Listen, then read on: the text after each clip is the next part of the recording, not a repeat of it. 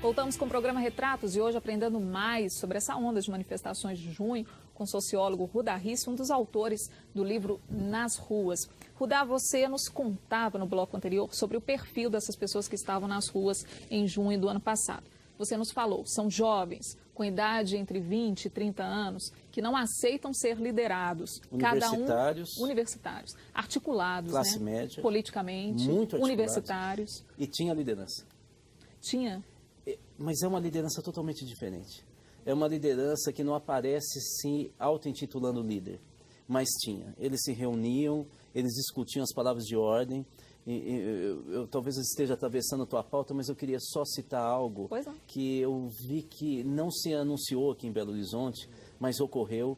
Você sabe que nas grandes passeatas que saiu da Praça 7 e iam até o Mineirão, você sabe que havia 6 baterias de escola de samba intercalando de 10 em 10 metros, e isso era organizado. Grupo de maracatu, um grupo de escola de samba de percussão mesmo, do COPAC, que é o Comitê de Atingidos pela Copa, de BH.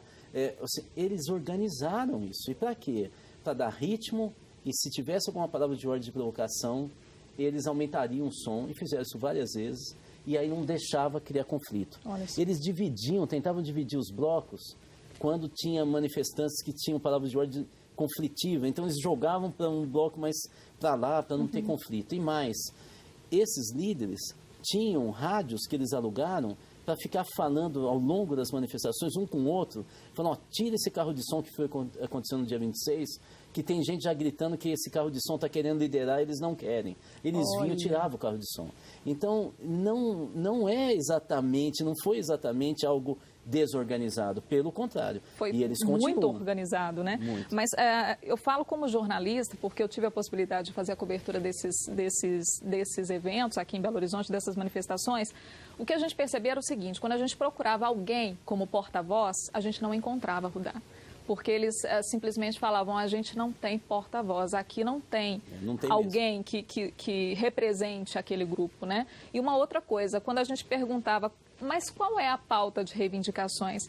É muito lógico a gente perguntar esse tipo de coisa, a gente querer saber, né? É algo óbvio, se está nas ruas, se reivindica algo, a gente quer algo concreto, a gente quer um resultado concreto.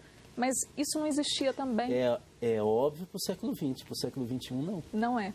Não é, ou seja, a minha geração e você jornalista vão ter que se acostumar com isso.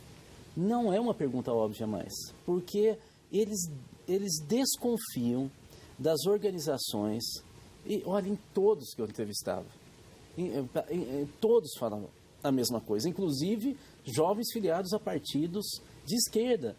Muitas vezes eu ficava surpreso com o que eu ouvia, porque eu percebia que a lógica daquele jovem é uma questão geracional. A lógica dele, mesmo sendo filiado num partido, é o contrário do que o partido dele dizia. Nossa, mãe. Então, assim, faz parte de uma geração que desconfia das organizações do século XX, que são verticalizadas, tem um líder que fala em nome dos outros, um corpo administrativo que quase ninguém sabe e que pega dinheiro, faz os acordos, e os militantes que carregam uniformizado bandeira. Eles odeiam isso. Só para você ter uma ideia, nas Assembleias Populares Horizontais, que acontecia embaixo do viaduto Santa Teresa, no centro de BH, a mesa que ficava anotando as decisões era sorteada, não era definida, era sorteada. Havia um coordenador que ficava coordenando as assembleias. Sim. Eu estou falando de 2.000 pessoas lá no viaduto, e tinha um outro que percorria as pessoas que estavam lá na assembleia, e eu perguntava, mas por que tem esse segundo? Eu falava, porque pode ser que tenha gente tímida, que não queira falar na frente, ele chama esse coordenador, ele pega a nota e leva para o outro falar. E com ordem, né? As pessoas tinham esse espaço, né? Simplesmente se manifestavam esse interesse em fazer uma pergunta e tinham ali a possibilidade disso, né? Rudá, a gente falava dessa pauta vasta, a gente via cartaz de todos os jeitos, né? Saúde, padrão FIFA, educação, uma demanda enorme. A gente pode dizer, ou de que forma que a gente pode analisar isso? É o espelho do Brasil? É o retrato do Brasil? As ruas refletiram isso? Sim, e por isso que contaminaram logo em seguida o país inteiro, que não saiu às ruas, tanto que despencaram os índices de popularidade de todos os governantes, de todos os partidos. mas não é uma característica brasileira. Isso aconteceu na Primavera Árabe, tanto que no livro tem um capítulo específico em que a gente tenta dialogar com o que aconteceu na Primavera Árabe, no Occupy dos Estados Unidos, o M15, o Indignados da Espanha, a Revolução das Panelas na Islândia. Tudo isso aconteceu nos últimos 12 anos. Ou as Assembleias Populares da Argentina.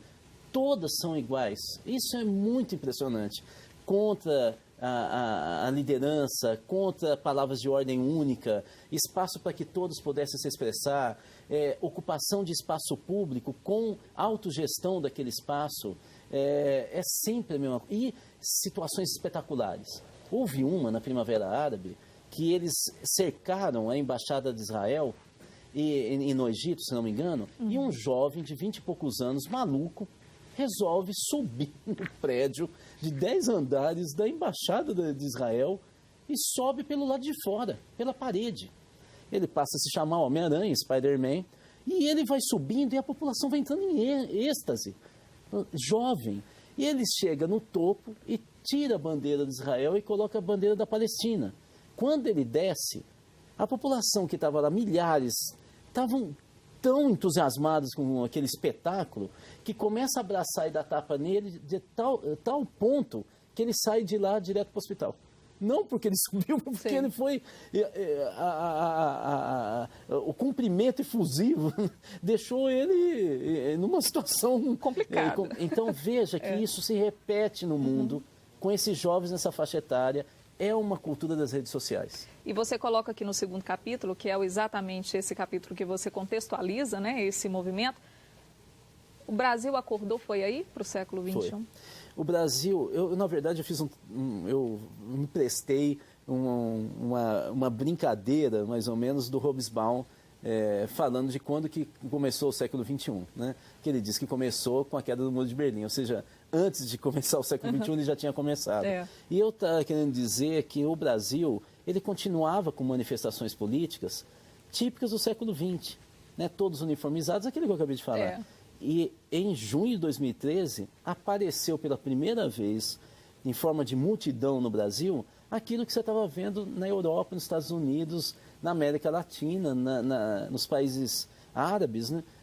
Já desde 2001, 2003, 2005. Então o Brasil começa a entender o que é o século XXI e ainda está assustado em junho. Só que menos de 6 meses depois, explode os rolezinhos, que é um novo brasileiro. São pré-adolescentes e adolescentes que iam sempre no shopping comprar. E, de repente, eles juntam multidão e a gente fica assustado. E falta o terceiro grupo de novos brasileiros, desse novo Brasil, que ainda não saiu às ruas, mas eu acho que um dia vai sair, que são os beneficiários do Bolsa Família. Eles não estão muito contentes. E a gente acha que eles estão. Olha só. Só falta isso. E dentro desse grupo, Rudá, o que a gente... você falava dessas características e você falava que o Brasil ainda está assustado. E realmente ficou assustado, porque era um fenômeno novo. A gente não sabia muito bem como compreender. A gente vê pela própria mídia a forma como tratavam o assunto e a tentativa de tentar entender ou compreender para tentar, de alguma forma, fazer uma análise daquilo. Mas no calor do momento, às vezes, fica complicado, né? Surgem aí também os black blocs, que eu queria que a gente falasse sobre eles. Que perfil que a gente pode traçar desses black blocs? Você teve contato com eles? São 3 grandes grupos que usam essa tática, né? Primeira questão é o seguinte, eles não são black blocs, eles usam a tática black bloc. A tática black bloc está na internet. Qualquer pessoa que está nos assistindo, basta de novo... clicar na internet, em qualquer sistema de busca, coloca lá de Black Bloc Papers, né, os papéis, os documentos Black Bloc. Ele vai entrar num PDF de 300 páginas, dando instrução de como é que se faz uma tática Black Bloc.